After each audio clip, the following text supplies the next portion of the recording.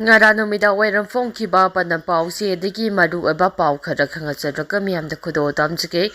Manipur thaba yaroi haiba wathok May 13 fawbagi manungda MLA singgi Chap chaba phirep miyamda Laothokadabani apunba Manipur gi ima India thaba signboard sing muthapagi khongjang changsilagani Manipur manungda Manipur thaba gari chappa yaroi haidana Sidoi Lili Festival gi paulo runaba chappa media gi miyoi sing Tongba MST gi bal sanghan khidababu apunba Manipur gi imana akan maungda kandem tawrakli Lonina lakliba May 13 fawbagi manungda MLA singna wathok asigi matangda makhogi chap chaba phirep miyamda Laothokadabani haina section wa thamrakli Lup asigi president H inausana thatorakpa serol amana hai thong asibo yaningdaba uttuna kokomi yaungna tunga lupsing amadi miyamna khongjang changsilei Phibam asida miyamgi mihut oina lairiba MLA singna karigomba amata haidina masa masagi phamtabu mitaduna lairiba se ima lup asina yamna haksina lawi wathok asigi matangda MLA sing asigi chap chaba phirep May 13 fawbagi manungda miyamda Laothokadabani wafam asi karigomba thawa sadaduna miyambu usi thawoiduna lairabadi adugomba MLA sing adugi mathakta makhal makha kayagi khongjang changsilagani Manipur thaba gari chalhankhidaba thodoka mari lenena semliba inquiry committee asi miyambu namthak tawbani amadi utchaibegi thongni lengak pairiba governor chief secretary security advisor amadi DGP gi lujadaba matau adu uthokpani tasengna wathok asigi asengba ama khangnaba committee semba natte miyamda utchaiba yanaba tawbani haibasi apang asing punamakna khangi wathok asigi asengba ama khangnabagi damak Judicial Inquiry ama High Court ki Judge oiriba natraga Retired High Court ki Judge amana lusingduna tawhangadabani lonina Manipur lenga ki pairiba matik sadraba Governor Chief Secretary Security Advisor amadi DGP na athubada singdokadabani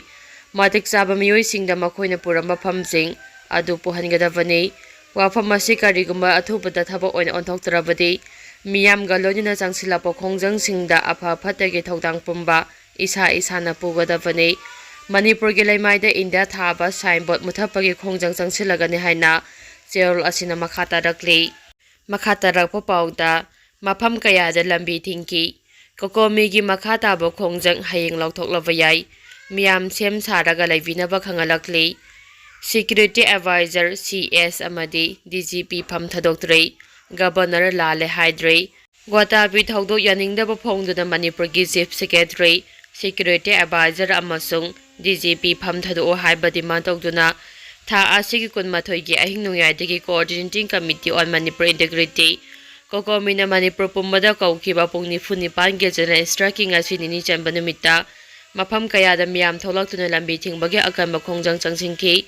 aduma pa essential service amadi Siroli Festival ge mari leinaba thabok singdadi athingba pikide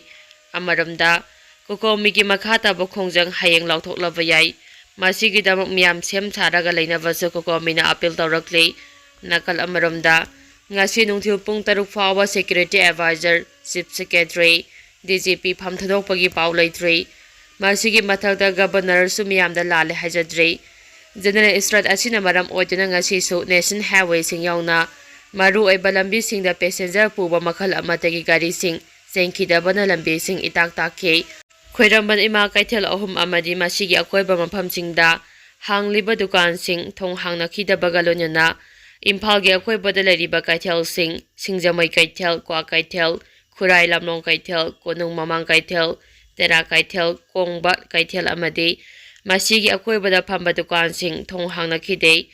mairoi sang sing thong lon khe lana establishment khudimak thong lon khe amadi oil pump sing su thong hangna khide lenga ke roisang sing thong hanglaba su staff sing lakpagi sang yamna nemki sab manaba phibam asimak tampagi district khudimakta uba phangki janana strat asigi ngasini ni chanba numita Imphal East amasu Imphal West ki mafam kayada nupi sing tholaktuna lambi thingbagi akanba thabak sing changsingki Imphal East ki manungchanna Khurai Lamlong Kongba Bazar area konung mamangna singba mafam singda nupi sing tholaktuna achat awong thingbagi khongjang changsingki Imphal West District awadagi hauraga singjamai phawbage National Highway ge nak yetta nupi sing thokna rakhi Singjamai Kaithal Mana Amadi Supermarket Lonyana Singjamai Singa Sing Makong the Nupi Singna Lambi Tingbagi Kongjang Changsingki Maya Lambi the Pishum Tong the Gihoraga Kaisam Tong Amade Kaisapat Pau Bagi Manunda Mapam Kaya the Nupi Sing Tolotuna Lambi the Uwa Pajenduna Lambi Tingbagi Tabak Sataki Kaisam Pategi Wahang Bam Laikai Paring Maharani Tung Paugi Sadukta Sunupi Sing Mapam Kaya the Lambi Tingbagi Kongjang Changsingki Tindim Lambi gi mafam kaya da sunupi sing tholok-tuna lambi thingbagi khongjang sing changsingki Chap manaba phibam asimak Thobal district Kaksing district Bishnupur district da su oike district sing asigi maru oiba kaithel sing amade dukan sing asi su hangna khide lambi da nupi sing tholok-tuna lambi thingbagi khongjang sing changsingki step force maru oiba mafam kaya da laituna ngak sembagi thabak sing chathaki makha tarakpa pawda Manipur mutha hankhibagi thawong Singmi Tami Peace Committee ki maikedi kandem taurakle tha asi kunda Imphal East District ki Gwadabi-da Maha Regiment Urkul da pangthokliba Siroi Festival hawdokpagi paulo bosapa pamisingna tongba MST ki bus ki Manipur haiba wahi muthakkibagi thong adubu Singmi Tami Peace Committee ki maikedi akal mamongda kandem taurakle Hiramasiga mari lejina Kaksing District ki Lamaidong Laimanai Tezpur Thongnaujam Elangkhang Pokpi Yangdong Amade Chanden District Tampakun Litang Lining Kun Purumgi Khunjasing Apunba Committee asige Campaigner Thongnaujam Sanatomba Thadorakpa Zerol Amana Makhatana haikibada State asida thokliba sahi ani pharaklaba irang asige warosin ama puraktuna lamdam asida ingtapa ama puraknava maikai kayadagi hotnaringai chedok asida handang Maha Regiment tawrakliba khongthang asi committee asina tarana logdei maru oina hauzik Manipur miyamna pamliba asi Hariba Maha Regiment gi thong adu kanaguma kharagi thawin sindagi thokhibara haiba si thidokpa mathau tare maru oina thong adu Manipur gi DGP security advisor amadi governor ge knowledge yauraga tawkhibara haiba gi singnaba leire madam asina miyam gi singnaba asi kokna behiram asida Manipur gi governor nasu athuba matamda miyam khangna singdokpiyu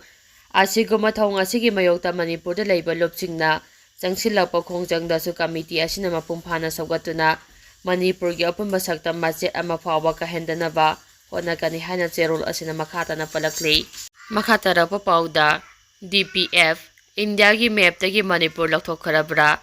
National Political Party singna Manipur bu nungsiba saraga mangnaba sinba leptre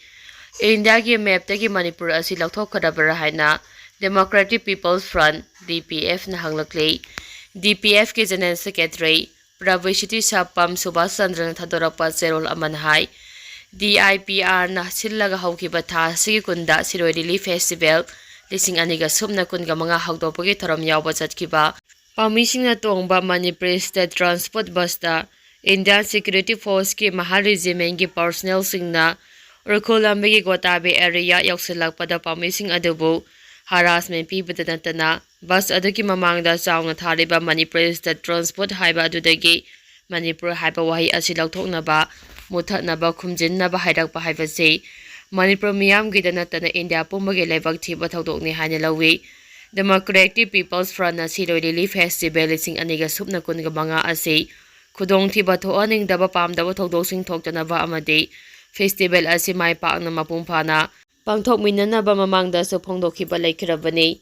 Zerol asina makha taraduna Siroi Relief Festival lising aniga subna kunga manga asida